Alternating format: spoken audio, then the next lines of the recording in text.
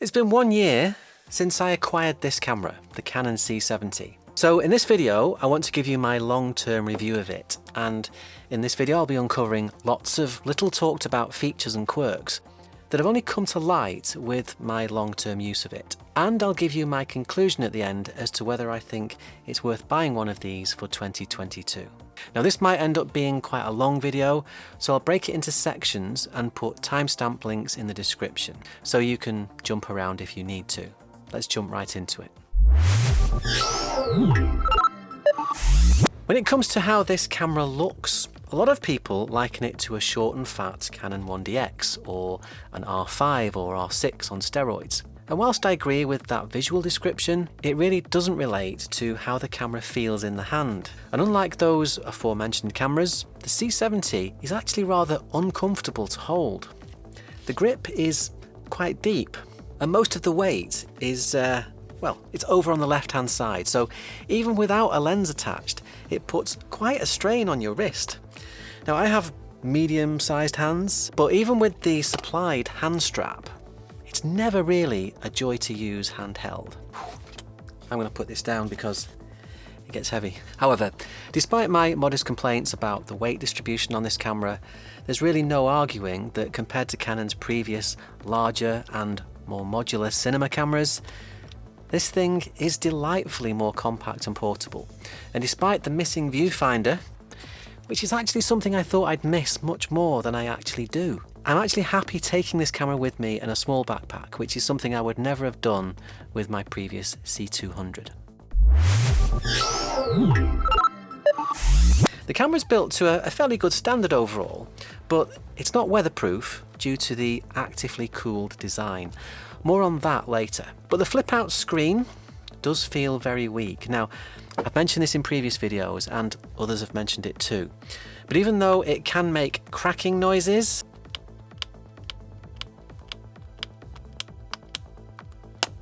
mine hasn't actually broken, and I know several people have sent theirs in for repair, but after 12 months of regular use, I've concluded that for careful owners, it is more of an annoyance than a problem.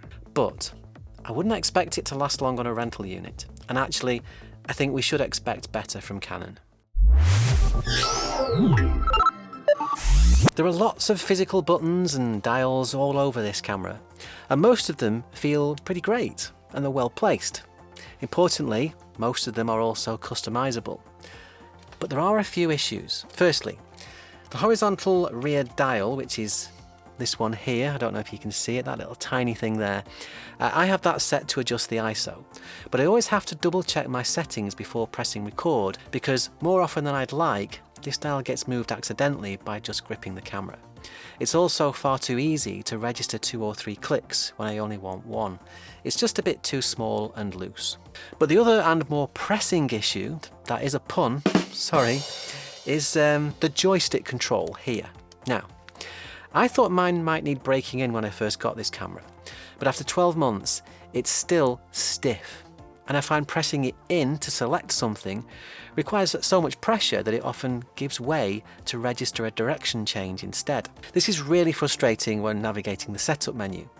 And unfortunately, the touchscreen doesn't respond to touch in the setup menu, except when the on-screen keyboard appears, like for example, in the browser remote setup section.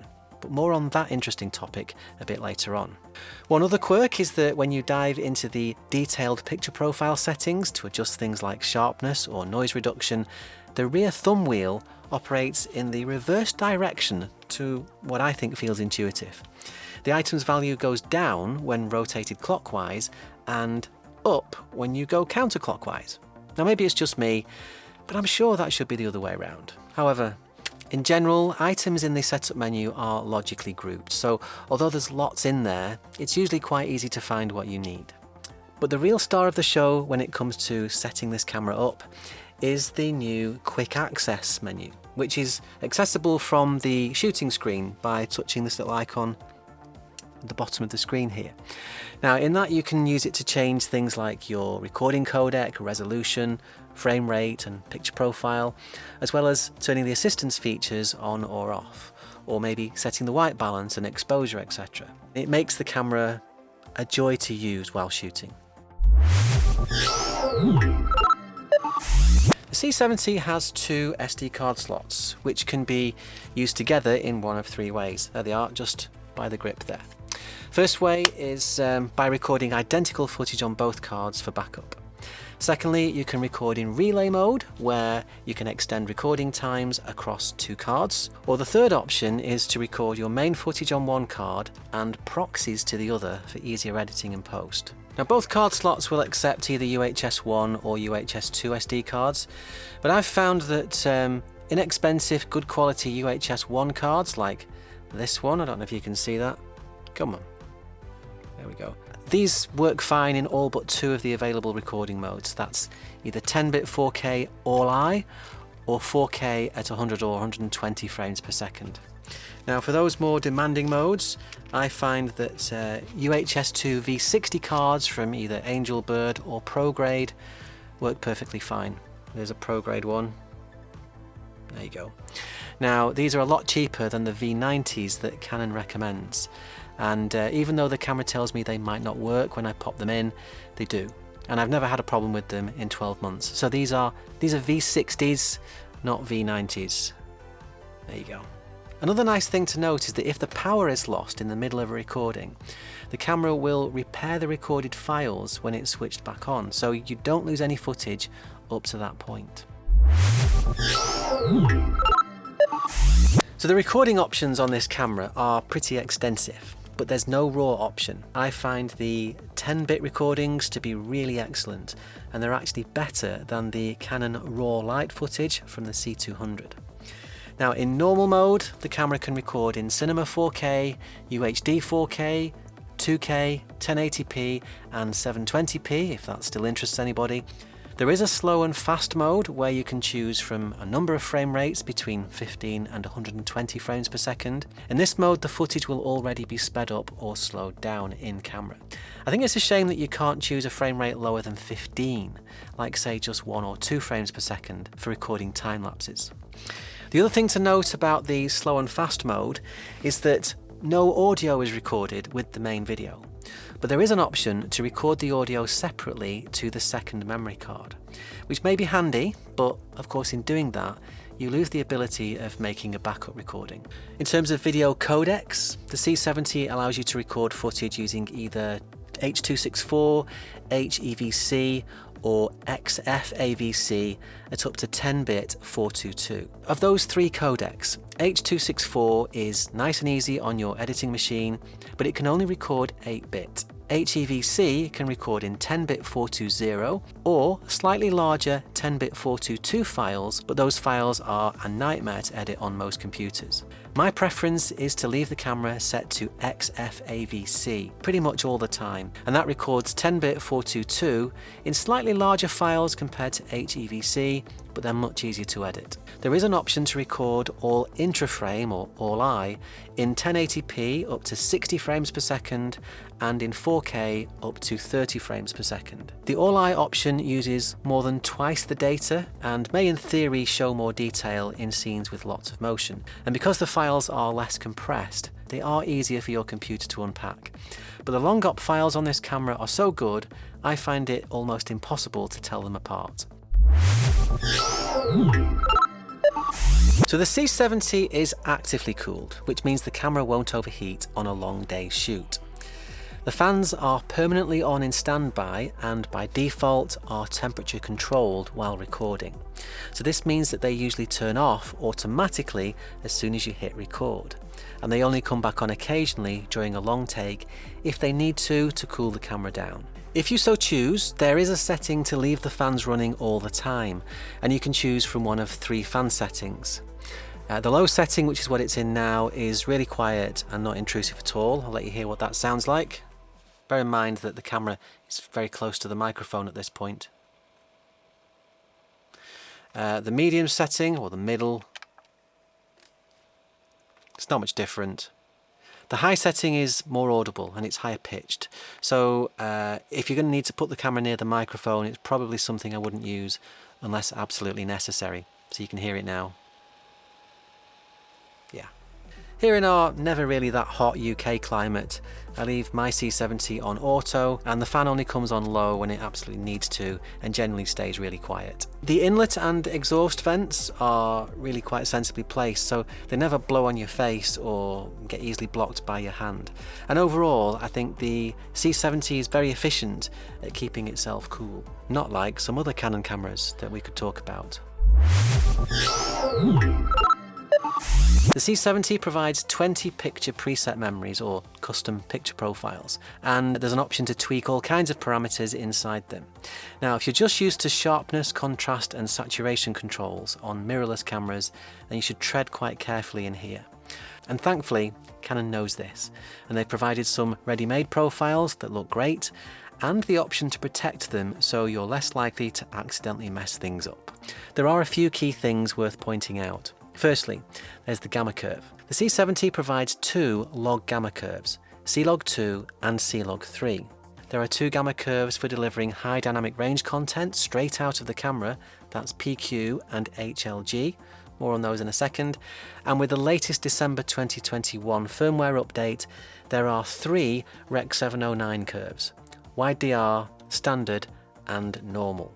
Now obviously the log profiles provide the most dynamic range. C-log3 has a bit less dynamic range, but it is useful for matching footage with other cameras that only have C-log3, like the R5 and the R6. Now PQ is designed for HDR delivery over the internet, while HLG, or hybrid log gamma, is a broadcast HDR standard that retains backwards compatibility with standard dynamic range displays. It can be quite complex, this subject, so if you want to learn more about HDR and how it works, I'll put a link to a video I made explaining it somewhere here, and I'll put that in the description too. So you can check that out if you want to.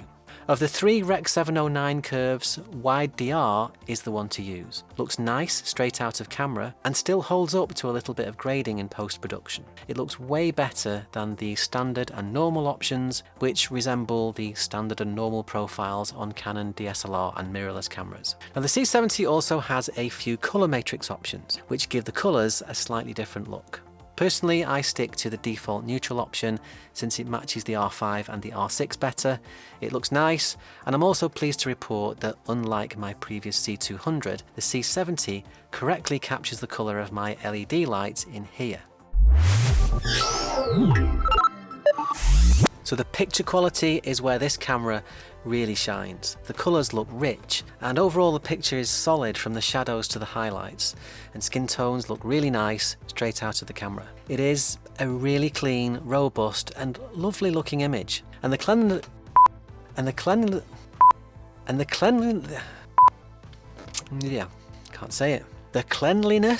of that image is down to the DGO or dual gain output sensor. The 4K recordings are perhaps not quite as detailed as on Canon's R5 or R6, as those cameras downsample from a high resolution sensor, but still pretty detailed anyway, with an anti-aliasing filter that effectively keeps moire patterns over fine textures from rearing their ugly head. The 1080p recordings, if that still interests you, are oversampled from 4K. It's some of the best 1080p footage I've ever seen, and the files are really small too. I actually like live streaming with this camera set to 1080p, and the locally recorded files can be upconverted to 4K later, and they still look pretty great. However, above 60 frames per second, both in 4K and 1080p, that DGO circuit shuts off, and the camera behaves more like an older Canon cinema camera, with a quite significantly less pristine image. The 4K 120 frames per second in 4K isn't the best on the C70, and its quality is quite easily beaten by Canon's own R5. In normal mode, the rolling shutter on this camera is visible, but it's not really very severe, and I'd say it's preferable to both the R5 and R6 when capturing fast motion. If you want to reduce rolling shutter further, then you can do it in a couple of ways. The first way is to set the frame rate above 60 frames per second, but as previously mentioned, doing that causes the DGO circuit to shut off, so the camera spends less time scanning each frame, which in turn reduces the rolling shutter. The second way is to use the Super 16 mode, which uses a smaller portion of the sensor. but then your image is cropped and the camera can no longer record 4K. On top of that, the 1080p is no longer oversampled, so it's probably not worth the bother. I've previously made a low light, high ISO comparison video featuring the Canon C70, the R6 and a Panasonic GH5S, I believe. So I'll put a link to that video somewhere, probably here and in the video description, so you can check that out if you want to. But I'll summarise it in this video by saying the C70 it's not a low light king, but it is really clean up to ISO 6400. It just increases noise exponentially from there. 12,800 is usable, but 25,600 is a bit of a noisy mess. Compared to my previous C200 though, which was noisy even at 3,200, for a Canon cinema camera, the C70 is a revelation.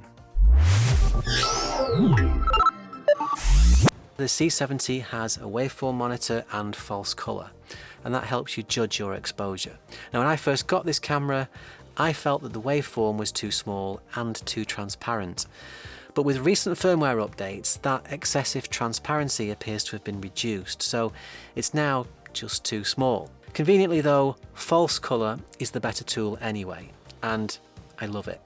With false colour, it's really easy to see when any part of your image is blown out because it glows red. And if you know what value your subject's specific skin tone should be exposed to, and you know which of the false colours represents that value range, you'll find correctly exposing for people a piece of cake. Unfortunately, Canon doesn't give you the option to customise those false colours, so you just have to learn what they all mean. The C70 is the first Canon cinema camera with auto ISO exposure. Now this doesn't work with the log picture profiles unfortunately, but it works great with wide DR. And if you want to expose with a log picture, you can still do that with the auto iris feature, but you need a lens that's compatible with it. And unfortunately, there aren't many EF lenses that do support it. But if you have one that does support it, like this 85mm 1.4 LIS, and with both auto ISO and auto iris engaged, when the scene gets dark, it will open the iris first and then raise the ISO, and when it gets bright, it'll drop the ISO first and then stop at its native ISO of 800 and then start closing down the iris. Now some people will shudder at the thought of auto exposure, on a cinema camera at least, but it can be useful, maybe perhaps when, I don't know, entering or exiting a dark tunnel on a bright day. But of course, what sets a cinema camera apart from its mirrorless counterparts is the built-in ND filters. Now, there's no way to use these as an automatic exposure tool like on some Sony cinema cameras, but they are nonetheless the best way to manually expose a bright scene while maintaining a shallow depth of field. Now, the filters can be engaged with a press of a button here in 2-stop increments, so 2, 4, 6, 8 or up to 10 stops. And they don't appear to impart any visible colour shifts or blurring, so these built-in NDs are so much more convenient and easier to use than screwing different filters onto the front of your lens. So the autofocus on this camera is something that I've covered in previous videos, specifically after Canon introduced a single touch object tracking feature with the last firmware update. And I'd recommend checking that video out if you've not seen it. So I'll put a link to that here as well and in the description. But in more general terms, the C70's autofocus is a bit of a mixed bag. For tracking faces in well-lit environments, it is pretty bomb-proof. The face-only mode is perfect for interviews, where it locks onto the subject's face and tracks it, but if the face leaves the frame, it stops looking for anything else to focus on and then quickly regains focus on the face when it returns into the frame. It works brilliantly, and it's actually almost 100% reliable. When recording more general footage up to 60 frames per second, face and object tracking is generally good, but not great with fast moving objects, and it does get a bit twitchy in low light. If you mix a low light scene with dark skin, it really struggles. Both the Canon R5 and R6 do significantly better tracking fast moving objects and in low light. You can change the speed and sensitivity of the autofocus, but if you're using a third-party EF lens like this Sigma Art lens, the speed setting has absolutely no effect. You need a Canon lens to get a slow and smooth automatic focus pull. The biggest AF issues with the C70 are encountered when filming above 60 frames per second. At that point, the C70's autofocus is honestly pretty poor. It loses its face detection and object tracking abilities completely. You can touch to focus, but it struggles to keep pace with any object moving in that area. If you're old school and prefer manual focus, there is a focus guide that shows when your selected area is in focus and how much you are either front or back focused. It's a good tool for getting a single point in focus, but if you want to freely move your focus around a moving scene, then the more traditional focus peaking would normally be my preferred tool. However, and this is something I think Canon have been really sloppy with, rather than just highlight objects in focus with a colour of your choosing, say blue, when you turn peaking on, the whole image immediately takes on a blue cast. And not only does this make your image look like the colour is way off, it makes it harder to see the peaking in the first place. It's quite ridiculous. My C200 didn't do that, and I've owned much cheaper cameras like the Panasonic GH5 that get focus peaking right. The C70 has a Super 35 sized sensor, but you can get a pseudo full frame look with a EF to RF lens adapter that has a 0.71 times focal reducer inside of it. Now this allows you to use a larger full frame EF lens and focus all the light gathered by it down onto the C70's smaller sensor. I've already made a full and in-depth video about this adapter, so I'd really recommend that you go and watch that, and again I'll put a link to it here and in the description. The short version though is that with that adapter you get a wider field of view, a shallower depth of field and one extra stop of light compared to using the same full frame lens on the C70 with a regular adapter. The image stabilisation on this camera is digital only, which means if you engage it, the image gets cropped. So personally, I don't like using it. But as I mentioned earlier though, hand holding this camera isn't comfortable for me anyway, so the lack of IBIS is a bit of a moot point. Most of the time, it's on a tripod, monopod or gimbal. The C70 will record up to 4 channels of audio at once, which is really great. And the way Canon have implemented this is a big step up from the C200.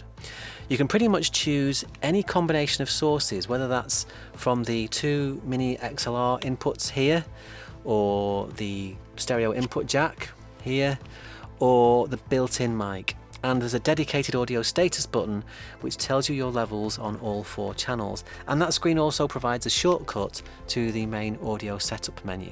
Both the mini XLR inputs can provide phantom power, and the controls for turning this on and setting your levels are all neatly at the back of the camera behind the screen. The preamps are pretty good quality for dialogue recordings, in all but I'd say hypercritical jobs. As long as you aren't asking the camera to power a low sensitivity dynamic microphone, you should be able to keep noise levels pretty low and the quality is good.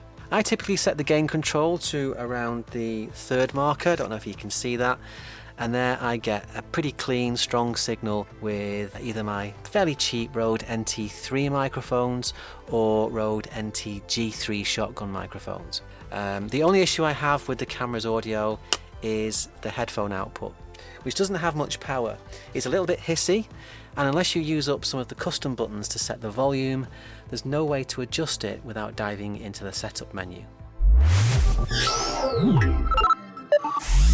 The C70 comes supplied with a BPA30 battery pack, which is the same battery that's supplied with the C200.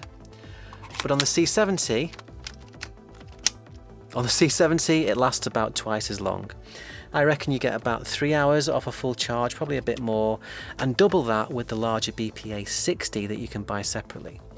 Now these batteries are very expensive though, so it's nice to know that you only need half as many of them on the C70 as you do on Canon's bigger cinema cameras. I prefer the smaller BPA 30 batteries on the C70 because the runtime is still excellent and it doesn't stick out beyond the back of the camera. The C70 can also be powered continuously by mains, and you get the required power supply and cable to do so in the box. And that same power supply and cable is also used to charge the battery in the supplied charger. But the battery won't charge whilst it's on the camera. You can control the C70 remotely from your phone, tablet or computer. But unlike other Canon cinema cameras like my previous C200, there's no Wi-Fi built in, and neither is there an Ethernet connector. But there is USB-C. So I got a cheap USB-C to Ethernet adapter. I've got that somewhere, hold on. Yeah, so here we go. This cost me, I think it was about £10 on Amazon, and I plugged that into the C70's USB-C port, connected that to my router, and then I could control the camera remotely. But setting up the remote connection was an absolute faff, and it's quite confusing. There's no remote app available to help you get connected. You have to set the connection up manually on the camera with an IP address, username and password.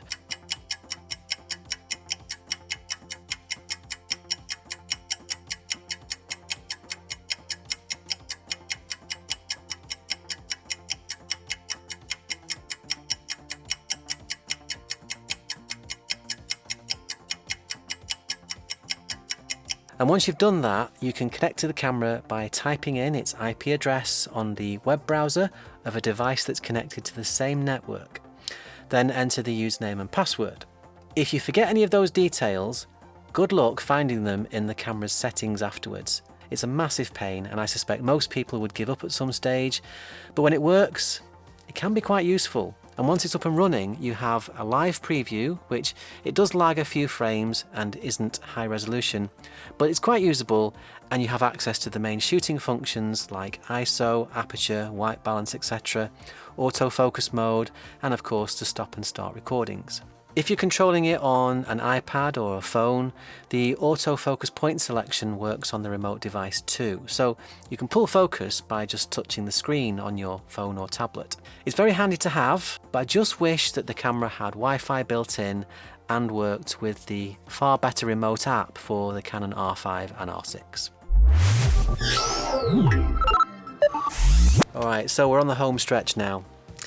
If you are in the Canon ecosystem with a bunch of EF lenses, you probably need to weigh up if maybe this camera or an R5 or R6 would suit you better. The C70 costs £4,800 in the UK, plus another £500 for that 0.71 times adapter. Now that isn't a requirement, but without it the C70's appeal is much less convincing because of its smaller sensor. If you value built-in NDs, long recording times, the XLR mic inputs, affordable media, usable files, 16 stops of dynamic range, and that super nice image from the DGO sensor, and you don't need a viewfinder or IBIS, then the C70 makes a lot of sense. But the R5 and R6 both have IBIS, a more responsive autofocusing system. They are both better in low light, especially the R6, and they have sharper 4K images. And in the case of the R5, that has much better 4K 120 and the option of recording 8K RAW for a few minutes. All of that for less money, but they overheat. And they don't have the assistance tools that the C70 has. For me, the C70 fits perfectly into my arsenal, and I've been more than satisfied with its performance. But if I wasn't already in the Canon ecosystem, it would be a toss-up between it and the Sony FX3 or Sony A7S3, with Sony's XLR microphone adapter. You'd have to jump up to the more expensive and larger Sony FX6 to get that electronically variable ND that I envy slightly. I don't think I could go back to not having built-in NDs at all, and so combined with its lovely overall image, I think I'd still end up choosing the C70 if I had to again. So would I recommend the C70 for 2022? Yeah, I think I probably would. I'd just be mindful that no camera is perfect, and as cruel as this reality is, the manufacturers want you to buy multiple cameras to fulfill all your needs. I personally find the Canon C70 and the R6 combination to fill most, if not all, my needs, but your bank account probably didn't want me to say that. Thank you very much for watching, and I hope this was useful. I would appreciate a like and a comment down below and let me know if you approve of this sort of thing.